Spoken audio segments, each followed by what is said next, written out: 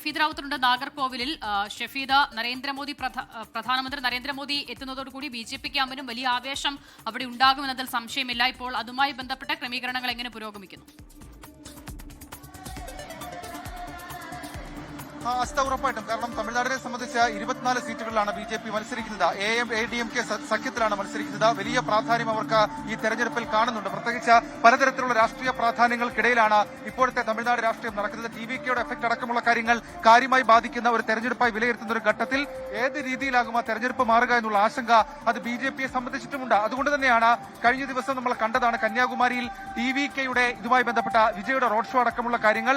അതിന് പിന്നാലെ പ്രധാനമന്ത്രി നരേന്ദ്രമോദി തമിഴ്നാട് നാഗർകോവിലിൽ ഇങ്ങനൊരു റോഡ് ഷോ നടത്തുമ്പോൾ പലതരത്തിലുള്ള രാഷ്ട്രീയ പ്രാധാന്യങ്ങൾ അതിനുണ്ട് എന്നുള്ളതാണ് ഏറ്റവും ശ്രദ്ധേയമായിട്ടുള്ള കാര്യം. മാത്രമല്ല ഈ റോഡ് ഷോ ഇന്ന് നടക്കുന്നത് പ്രധാനപ്പെട്ട 2 സ്ഥലങ്ങളിലാണ്. ഒന്നാമത്തെ സ്ഥലം ഈ പറയുന്ന 2 സ്ഥലങ്ങൾക്കിടയിലാണ്. അതിൽ ഒന്നാമത്തെ സ്ഥലം എന്ന് പറയുന്നത് ഈ നാഗർകോവിലിന്റെ പ്രധാനപ്പെട്ട ടൗൺ ഭാഗം, ആ ടൗൺ ഭാഗം എന്ന് വിശേഷിപ്പിക്കുന്ന വെപ്പമൂട് നിന്ന് തുടങ്ങി വടശ്ശേരിയിലാണ് അവസാനിക്കുക. ഇപ്പോൾ നമ്മൾ നിൽക്കുന്നത് ഈ വെപ്പമൂട് പ്രദേശത്താണ്. ഇവിടെ സജീവമായി നമുക്ക് സുരക്ഷാ സംവിധാനങ്ങൾ കാണാം. കൂടാതെ പലതരത്തിൽ ആളുകളെ ഇവിടേക്ക് എത്തിച്ചത് നമുക്ക് കാണാൻ സാധിക്കും. ഈ പറയുന്ന കന്യാകുമാരി, അതേപോലെ തന്നെ നാഗർകോവിൽ, കൂടാതെ വിളവൻകോട്, കുളച്ചൽ, പത്മനാഭപുരം അടക്കം 6 മണ്ഡലങ്ങളിലെ നിയമസഭാ പ്രചരണത്തിന്റെ ഭാഗമായിട്ടാണ് പ്രധാനമന്ത്രി നരേന്ദ്രമോദി ഇന്ന് ഈ റോഡ് ഷോ ഇവിടെ നടത്തുന്നത്. ഈ സ്ഥലത്തെല്ലാം BJP മത്സരിക്കുന്ന അല്ലെങ്കിൽ BJP നേരിട്ട് മത്സരിക്കുന്ന 3 മണ്ഡലങ്ങൾ ഉണ്ട് എന്നുള്ളതാണ്. അതിൽ തന്നെ നമുക്കറിയാം BJPയുടെ പ്രധാനപ്പെട്ട നേതാക്കൾ അതല്ലെങ്കിൽ മുൻ MLA അടക്കമുള്ള ആളുകൾ മത്സരിക്കുന്നതിന്റെ പ്രാധാന്യം ഇതിനെ സംബന്ധിച്ചിട്ടുണ്ട്.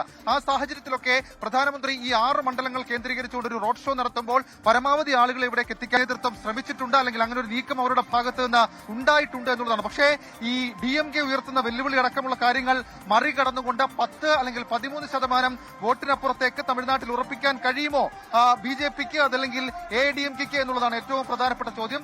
ADMKയിൽ ഇപ്പോൾ തന്നെ ഉടലെടുത്തിരിക്കുന്ന പലതരത്തിലുള്ള പ്രശ്നങ്ങളുണ്ട്. ആ പ്രശ്നങ്ങളടക്കമുള്ള കാര്യങ്ങൾ പരിഹരിച്ച് BJP നേതൃത്വം കൊടുക്കുന്ന ഒരു മുന്നണിയായി ഇതിന് മാറാൻ കഴിയുമെന്നൊക്കെയുള്ള ആശങ്കകൾ പലതരത്തിലുമുണ്ട്. 234 അംഗ നിയമസഭയാണ് തമിഴ്നാട്ടിലേത്. സർക്കാർ രൂപവൽക്കരണത്തിന് ആവശ്യമായ മാജിക് സംഖ്യ അത് 118 ആണ്. നിലവിലത്തെ കക്ഷിനില പ്രകാരം NDA സഖ്യത്തിൽ ADMKക്ക് 66 സീറ്റും BJPക്ക് 4 സീറ്റും PMKക്ക് 5 സീറ്റുമാണുള്ളത്. ADMK നേതൃത്വം നൽകുന്ന NDA മുന്നണിയിലെ പ്രധാന പാർട്ടികളിൽ ഒന്ന് PMKയും TMCയും ഒക്കെയാണ്. ഈ പലതരത്തിലുള്ള പോരുകൾ, ഉൾപാർട്ടി പ്രശ്നങ്ങളടക്കം ഈ മുന്നണിക്കുള്ളിൽ നടക്കുന്നത് നമ്മൾ കഴിഞ്ഞ ദിവസം കണ്ടതാണ്.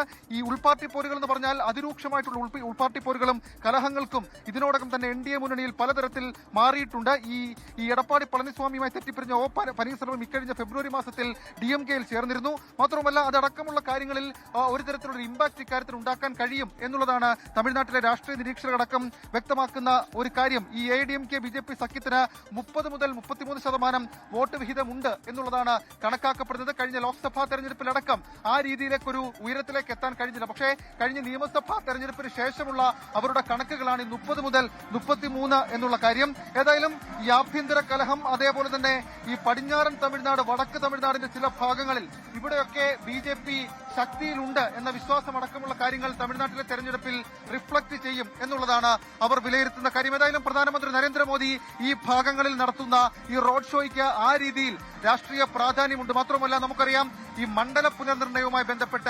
നരേന്ദ്രമോദിക്കെതിരെ MK സ്റ്റാലിൻ കനത്ത ഭാഷയിൽ ഇന്നലെ വിമർശനം ഉന്നയിച്ചിരുന്നു. അതിന് തൊട്ടടുത്ത ദിവസം പ്രധാനമന്ത്രി നരേന്ദ്രമോദി സ്റ്റാലിന്റെ മണ്ണിൽ ഒരു റോഡ് ഷോ നടത്തുന്നു എന്നുള്ള ഒരു വ്യാഖ്യാനം കൂടി ഇതുമായി ബന്ധപ്പെട്ടുണ്ട്. എന്തായാലും തമിഴ്നാട്ടിൽ നിയമസഭാ തെരഞ്ഞെടുപ്പിന് ഇനി ഒരാഴ്ച മാത്രമാണ് ശേഷിക്കുന്നത്. മുന്നണികളെല്ലാം DMK, ADMK, TVK, BJP എല്ലാവരും തന്നെ വലിയ ശക്തമായ പ്രചാരണമാണ് അവസാന ദിനങ്ങളിൽ നടത്തുന്നത്. മനേഷ് മൂർത്തിയാണ് ചെന്നൈയിൽ നിന്നും വിവരങ്ങൾ നൽകിയത്. ഒപ്പം ഷഫീദ് റാവുത്തർ നാഗർകോവിലിൽ നിന്നും.